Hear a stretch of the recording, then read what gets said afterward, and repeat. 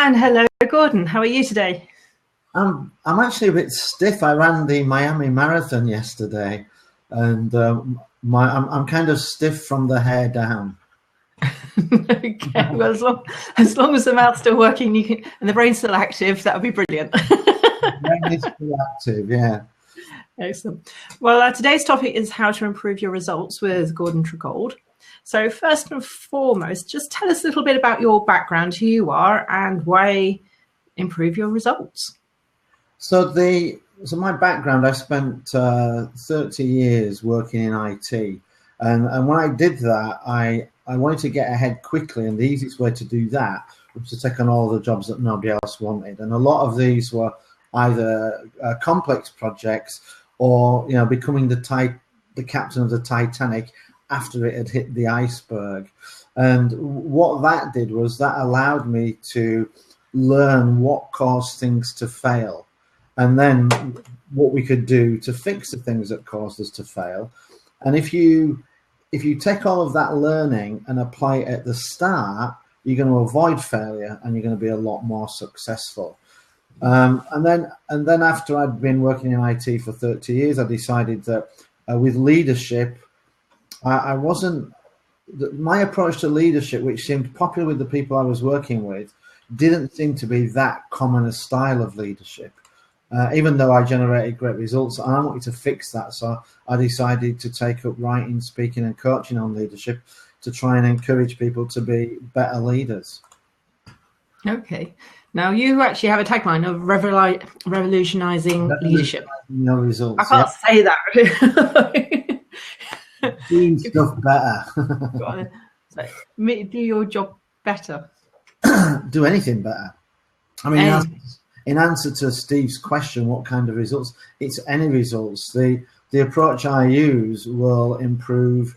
It will help you improve pretty much anything, because the causes of failure are the same in big organizations as small organizations, as they are in our own private endeavors. So if we can understand those causes and fix them, then we're going to do a better job in anything and everything we do.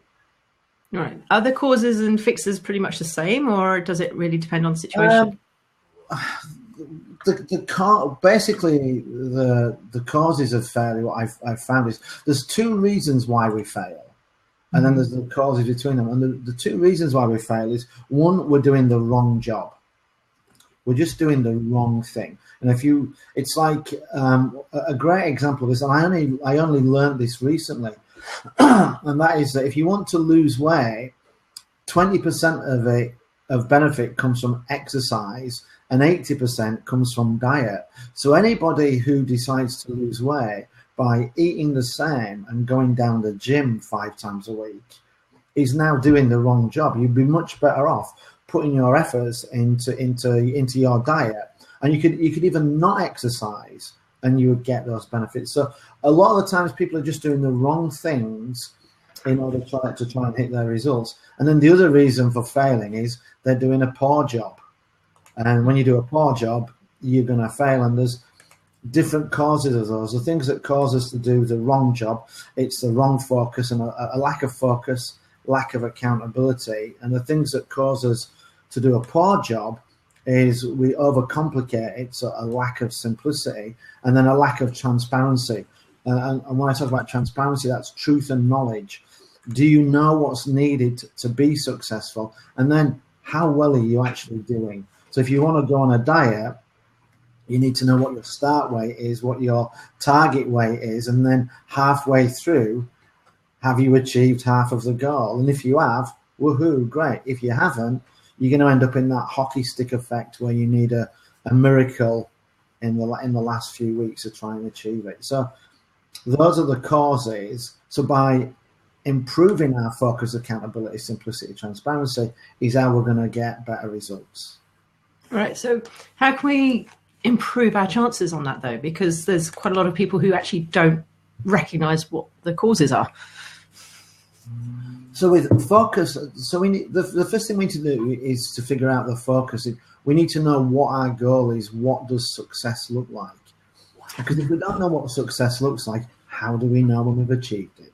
How can we communicate it to our teams? How can we share it with our friends? And research at Columbia University, I can't remember the name of the professor. I should do, but I just can't remember her name. She did an extensive study, and she found that when people write their goal down, you increase your chance of success by 42%.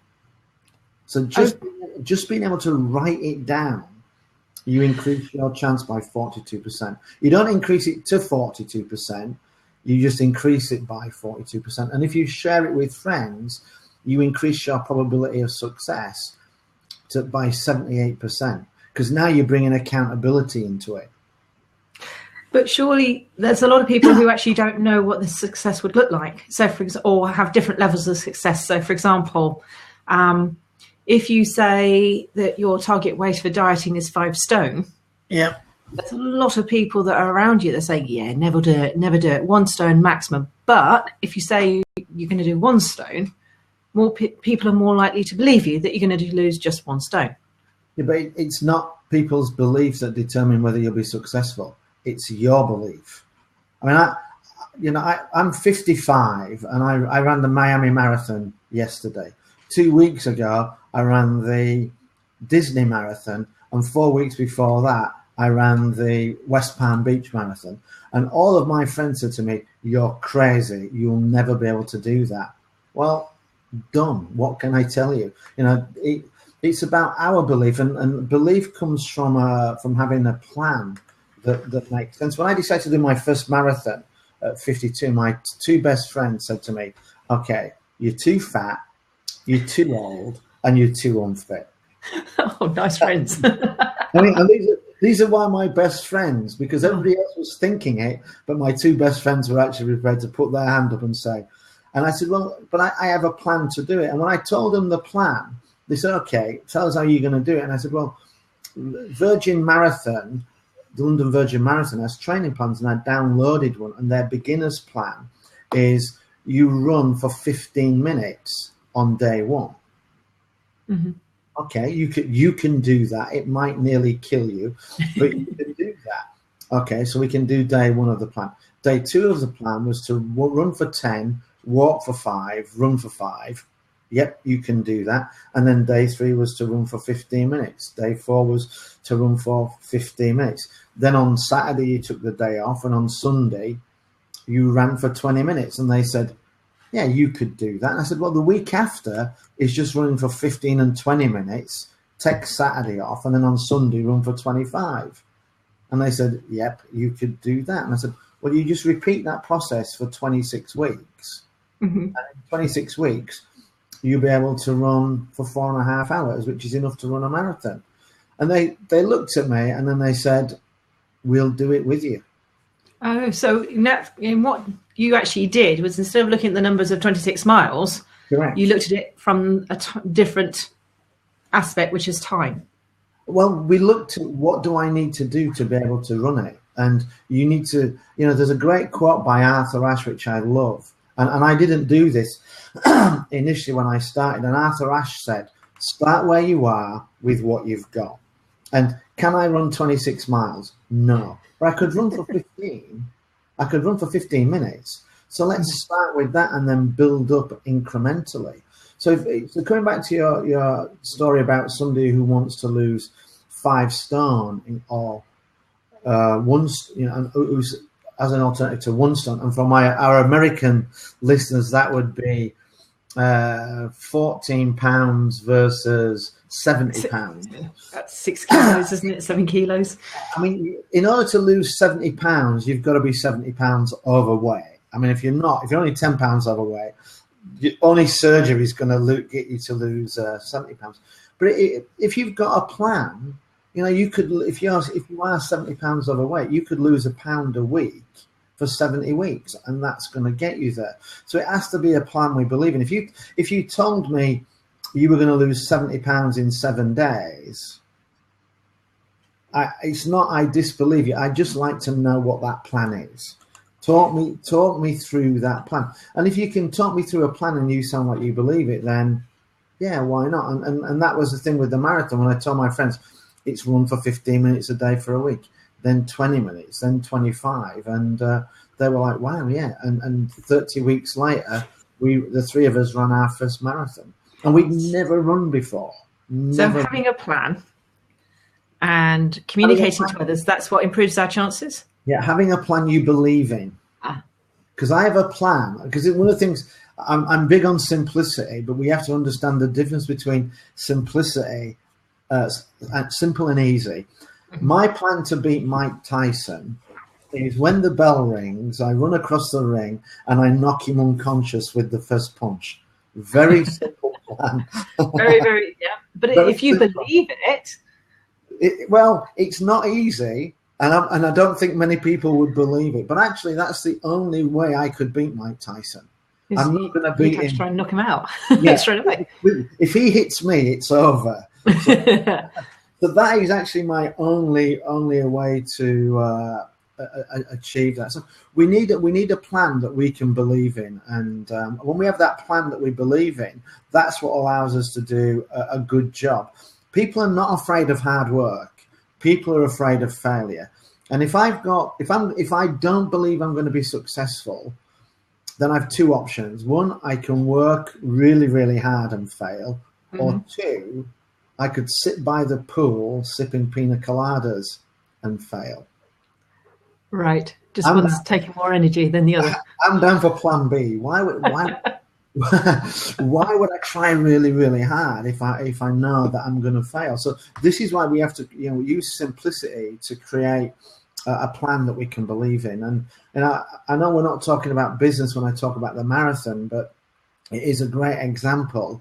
And I've actually helped 12 people run their first marathon or half marathon just by using that approach, because they look around and they think, yeah, I can do that. And that's what I try and do in business when we talk about how we're going to be successful. Explain to them, break it down, figure out what we need to do today in order to be successful. And if you don't have that visibility into what success looks like, how do you know whether today was a good day or not?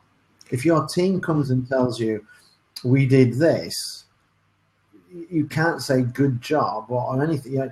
You've just got nothing to measure it against. If you don't know what success looks like.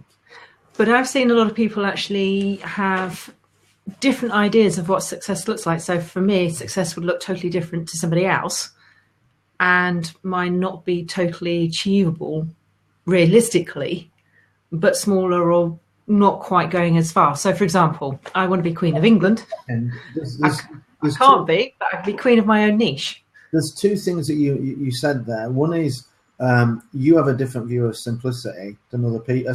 Success than other people, and it may or not be achievable. Those are two different things. Right. I just want to split those up, because success, if we let other people determine what success is for us, we are going to fail. This is why I don't buy Men's Fitness magazine, because I'm never going to have a six-pack. I actually don't want to look like that. But if I let somebody else determine what success is for me, then I'm setting myself up for failure. Everybody has the right to determine what success is for them. Nobody else can tell you what success for you is. When I did sorry for coming back to the marathon, but when I did my first marathon, my friend said to me, "What's your target time?" And I said, well, my focus is to finish and finish healthy. And he said, well, if you don't do it in under 5 hours, it's not a real marathon. Have you run a marathon? No. Shut up then. And if I'd have let him define success, I would have failed. So our individual success, we define what that is, and we shouldn't let other people tell us what it's going to be. And but whereas if we're working in a team, if we're the leader of that team, then we have to determine what success is for the team as well. And it's good to get their input if we can. No involvement, no commitment. But we define our own success. So in other words, what we should actually be doing is using others to benchmark and make sure that our own success, rather than just following blindly. So, for example, using your marathon, where you said at the beginning you created a plan so that you could actually do it within 4.5 hours, or run for 4.5 hours. Yeah. That, as opposed to your friend saying, if you don't do it within 5 hours, you've not done it. No, I don't think we should benchmark ourselves against other people unless you want to do. If your goal is to be more successful than Brad Pitt, then you need to benchmark yourself against him. If your goal is to have a happy life, then why would you benchmark yourself against Bill Gates, who made billions? If that's not your goal, it's not your objective. Right. So it's actually coming back down and benchmarking and setting your goal against the right anchor in the first place. Correct. I mean, I want to be comfortable and feel happy about myself. I don't want to weigh 10 stone. That for some people they would deem that as success. Great, knock yourself out. When you do that, I'll cheer for you. But that's not my ambition. It's not my goal. And just to give a work example in this area, I was working for Henkel, and our innovation team. I was the senior vice president for service delivery, and our innovation team, who were in the consulting division, came to see me, and they said, "Okay, we want to have a meeting with you." Okay, so the four of them sat down, and they said, "Do you think we've been successful?" And I said, "Well, how the hell would I know?"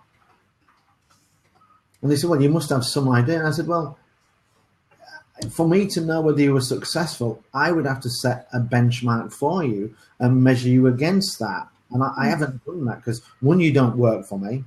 And secondly, it's not my area of expertise." I said, what I would do if I were you as a team, I would say, these are the 5 things we're going to do, and this is our performance against them. So then the next time you come and have a meeting with me, you can say, these are the 5 things we've done. We've achieved 4 of them, and the 5th one will be completed in a week. And I can say, good job, well done. Give me some pointers in order to know that you've done a good job. And you might come to me and I might look at you and say, really, is that it? And I might benchmark you against other people, and we should have that discussion if you're doing comparable work.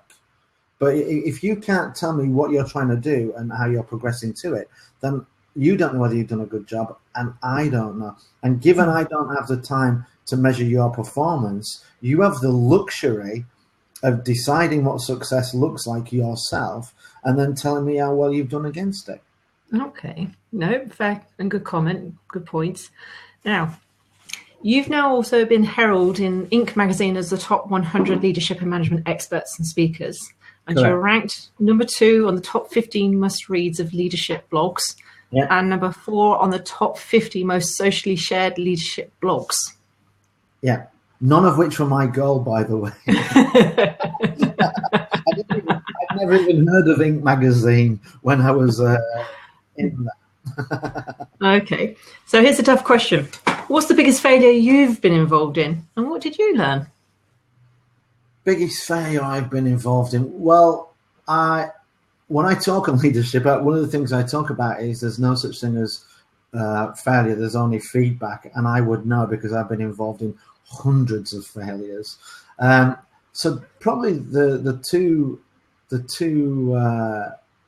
probably the biggest business failure I've been involved in was I successfully delivered $100 million project for DHL. It was to replace their operations, their parcel operations, everything from pickup and delivery through to delivery and billing of the thing. And we built that for $100 million, and it should have cost about 25 million. But the customer didn't want it, and we were under instructions to build it. So we ended up delivering it, but it was a failure because even though the system worked and met all of the requirements, 2 weeks after we put it live, the business, I just can't think what the opposite of implement is.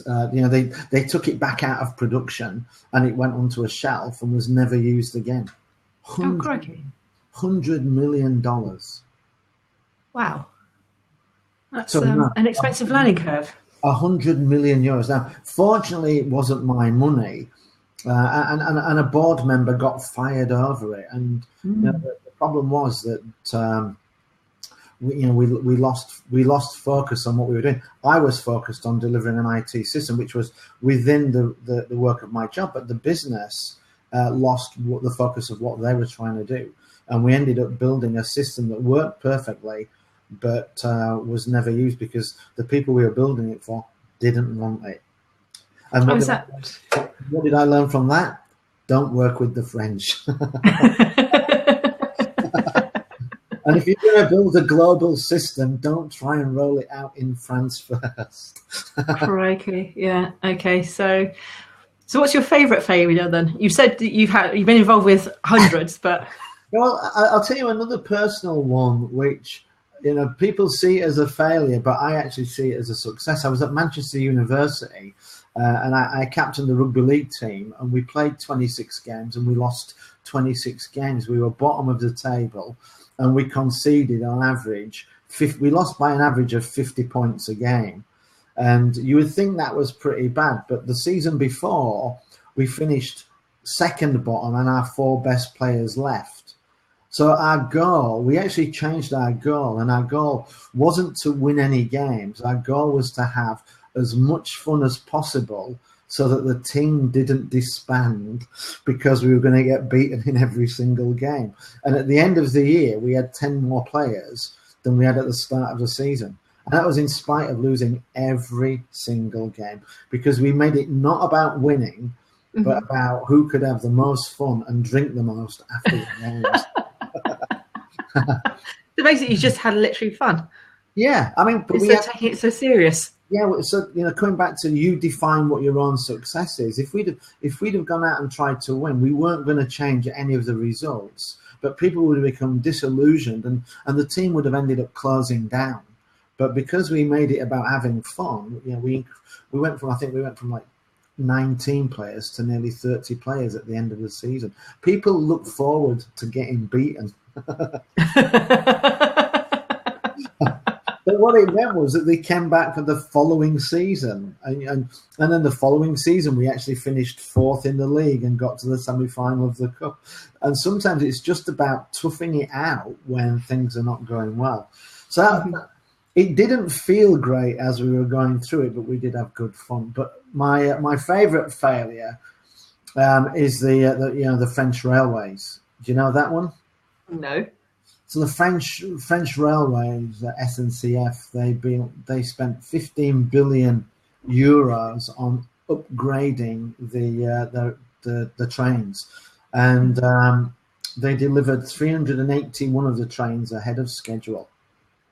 Fantastic! These trains are beautiful. They're clean. They're efficient. They're too wide to fit through 1,800 of 2,300 stations in France. Ouch. So delivered ahead of schedule, too big. And so somebody just completely messed up on the metrics, imperial metrics? And even funnier, the objective of the project, to make the trains bigger and more comfortable. So they meant it. They just forgot. Well, they didn't ask the question, how big is too big? How big is too big? So now what they have to do is, and it's going to cost them 150 million, they said, to fix this, which on a 15 billion project is within the contingency limits. But you're now going to disrupt 1,800 stations. I mean, you live in the UK. You know what happens when a station requires some maintenance work. It's down for a week, and you've got to do that for 1,800 out of 2,300 stations. Customers are not going to be happy. No. It brings ridicule to your business and your country. I mean, I can't say I didn't laugh at France when I heard that happen, and I do talk about it whenever I talk about failure. And there was a cartoon in the French national newspaper, and it said, "Will passengers on platform 1 please breathe in their train?"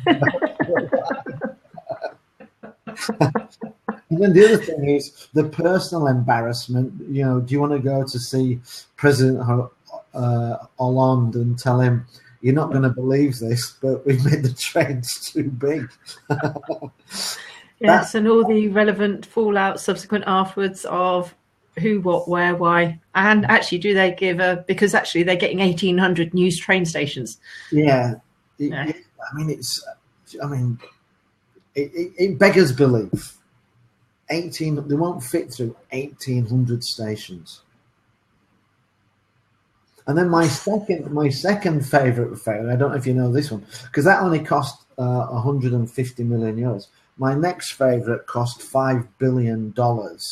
And that was when the US Army decided that instead of having multiple uniforms with different camouflage for different environments, they would I can see you thinking now, he's not going to say this, but yes, I am. They wanted one uniform that would work everywhere. It's called being naked, isn't it? Everyone was just too busy laughing to actually do anything. Well, there is an example of this, and it's in the movie Predator. But other than that, and they made this uniform that's predominantly green and grey, and their last two conflicts have been in Afghanistan and Iraq, which are predominantly brown. So you've now put your troops at risk because you stick out like sore thumbs, and you've wasted $5 billion. And this is very sexist of me, and I shouldn't say it. It's probably more of a criticism of men than a stab at women, but they could have asked any woman and they would have said no. No, that's not going to work. Yeah, but I think it's depending on who you're asking, because it's that big old age-old myth about the Americans spending loads on a biro pen that will work in space, where the Russians just took a pencil. Yeah, I mean, it's just, as you said right at the very beginning, is changing the mindset to actually look at what it is you're trying to measure and what the outcome it is. And I think that's where people actually miss what they're trying to do. And it comes from the top, the leadership and the management. but I think with that example of the uniforms, you could have asked 100. But I mean, your face when I said that, you were like, "Oh no!" I mean, they could have asked 100 people, and 99 would have said that will never work. And yet they still blew $5 billion on that. And they kept that uniform for 4 years. And what's funny is one of the reasons why they came up with the uniform, and this comes back to focus, and are you doing the right job or the wrong job? The uniform was designed in response to the Marines coming out with a new uniform, and the Army wanted something that was distinctive. Now, right. I'm not an English major, but distinctive and camouflaged, they're not similes. But then that's understanding English, I guess, as well. Yeah. But that's coming back down to leadership, because you're talking about focusing on the results-based leadership, when a lot seem to be focusing on authentic leadership and values-based leadership. Yeah? No? Absolutely. I wrote an article on that for the Harvard Business Review, and I got a lot of criticism about that, because people said, authenticity, are we focusing too much on that? And it is in vogue, and I think there was a misconception that I was anti-value-based and authentic leadership. But the reality is that it doesn't matter how authentic you are or how value-based you are, even if the values are the right values, if you fail, you will be fired. Mm-hmm. So it's great. So it's great to be authentic, but you've got to generate the results. So one of the reasons I came up with FAST, focus, accountability, simplicity, transparency, was to give authentic leaders and value-based leaders tools that they could use, so they could be a nice guy or a nice gal and still be successful. Because if you don't get the results, you're going to get fired. But do people understand the difference between the results and authentic and values based? I mean, there are people that just leadership is leading from the front. Well, authentic leadership is about walking the talk, doing what you say, being who you are really. Mm-hmm. And values-based leadership is about leading based on what your values are. And I'm not huge on values-based leadership, I have to say, which contradicts what I said earlier. I am if your values are good. Adolf Hitler was a value-based leader. It's just his values were significantly different to everybody else's values, and the same with Stalin and a lot of people. So it's about having the right values that are going to benefit other people. I don't know the answer to that question. I think the answer is probably no, because if it was yes, then we'd have a bigger balance between, we would be doing more courses on results based and values based. We wouldn't flip flop between the two. So what happened in the case of the Volkswagen then? That was just greed. So that's where their values were totally out there. Well, again, I wrote an article on that one, because I actually listened to the CEO, and I think he said that we're a strong values-based company, and this just got away from us. So I went and looked at their values, and number one was integrity.